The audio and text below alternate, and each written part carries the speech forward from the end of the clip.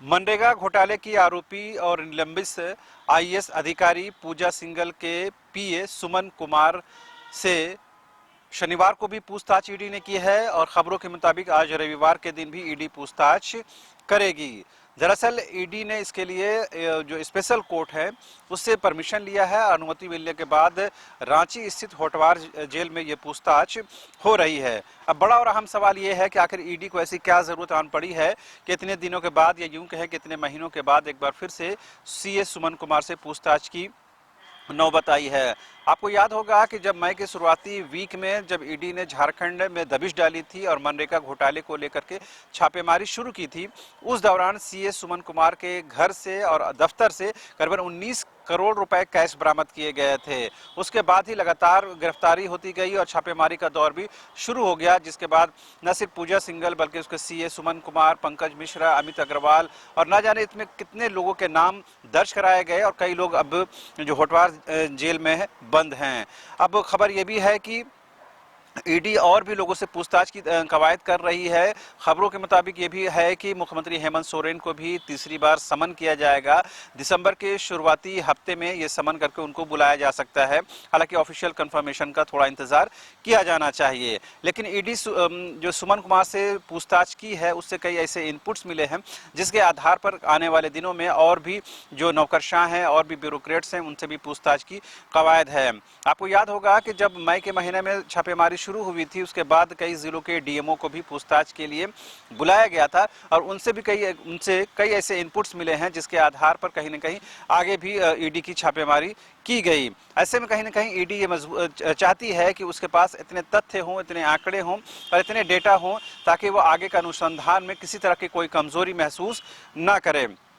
लेकिन इस बीच एक बड़ी खबर है वो ये कि जो पंकज मिश्रा हैं, जो बरहेट से मुख्यमंत्री के विधायक प्रतिनिधि हैं, उन पर साहेबगंज के बड़हरवा में जो टेंडर के मैनेज करने को लेकर जो आरोप लगे थे, जिसके बाद थाने में शिकायत दर्ज कराई गई थी, न सिर्फ उनके खिलाफ बल्कि जो कैबिनेट मंत्री हैं मंत्री आलमगीर आलम, उनके खिलाफ भी थाने में ये मामला पहुंचा था। उस मामले में साहेबगंज पुलिस ने पंकज मिश्रा को क्लीन चिट दे दिया है।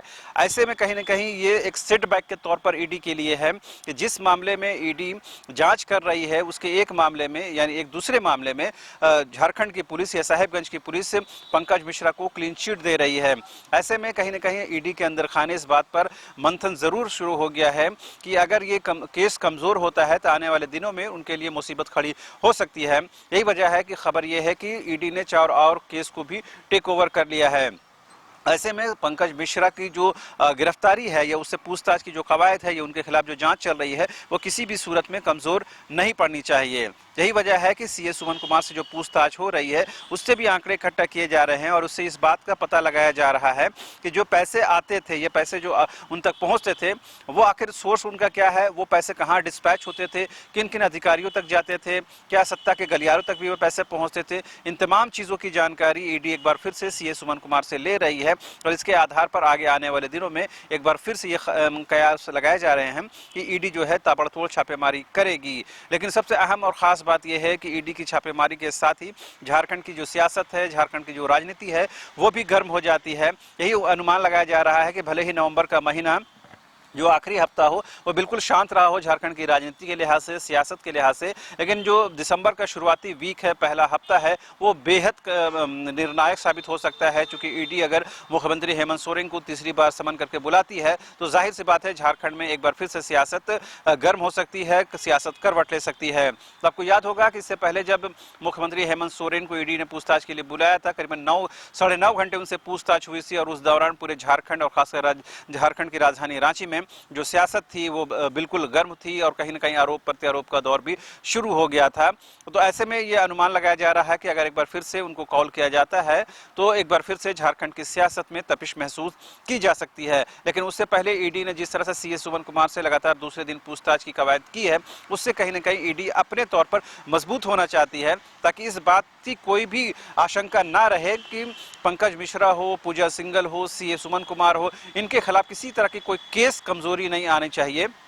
और इनके खिलाफ जो आगे जो अनुसंधान चलना है उसमें किसी तरह की कोई फॉल्ट नहीं आना चाहिए। यही वजह है कि पंकज मिश्रा के मामले में खबर यह है कि 4 और केस को टेक ओवर किया गया है, ताकि एक केस में अगर साहिबगंज की पुलिस, झारखंड पुलिस उनको क्लीन चिट देती है तो कहीं ना कहीं ये केस कमजोर नहीं होना चाहिए, बल्कि केस का जो पोटेंशियल है वो बरकरार रहना चाहिए, वो बना रहना चाहिए। तो आने वाले दिनों में झारखंड में अभी इस तरह की और कवायद देखने को मिलेगी। झारखंड की सियासत किस दिशा में जाती है, क्या कुछ होता है, ये बहुत अहम होगा। और खास और अहम बात यह भी है कि दिसंबर 29 को झारखंड सरकार के, हेमंत सोरेन सरकार के 3 साल पूरे होने वाले हैं। इस दिन कई कार्यक्रम भी आयोजित हैं। सरकार के लिए बड़ा मौका होगा कि सरकार ने सफलतापूर्वक 3 साल अपना कार्यकाल है वो पूरा किया है, बाकी 2 साल उनको और पूरा करना है। वो 2 साल कितने आसानी से गुजरेंगे, क्या मुसीबत आएगी, क्या परेशानी होगी, उसका कहीं ना कहीं दिसंबर के महीने में बहुत कुछ खाका तैयार हो जाएगा। यही वजह है कि सरकार भी इस दिशा में कहीं ना कहीं सोच रही है। फिलहाल हमारी कोशिश ये है कि ईडी से जुड़ी खबरें हों या सत्ता के गलियारे से जुड़ी खबरें हों, आप तक समय पर पहुंचे और पूरे आधार के साथ पहुंचे, पूरे परख के साथ आप तक पहुंचे, बस हमारी यही कोशिश है। फिलहाल मुझे और मेरे कैमरा सहयोगी संजय को दीजिए इजाजत। नमस्कार।